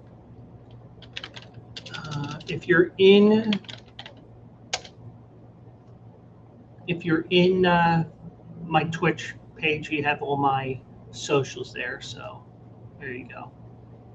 And yes, and we're also going to be streaming Out of the Park Baseball very soon because I have a game set up and ready to go because of the whole Tarek Skubal thing, and we're going to pretend that there's a lockout, and the team say, I just have to change the storyline because I'm creating my own storyline into what they're doing here. So it's almost going to be like scab baseball in a way, because I can't figure out how to get the old players back in yet. But I mean, there's probably about 30,000 names in Out of the Park baseball that I can use. So there's a way of doing it. I just don't know how. But that is it for now. And by the way, Tampa Bay defeats the Rockies 13-9 Wow, Tampa Bay. in Colorado. Wow. But that's it for now. And I'll be back tomorrow. And I'll be at 9 o'clock, and we'll see what comes up between now and then. So have a great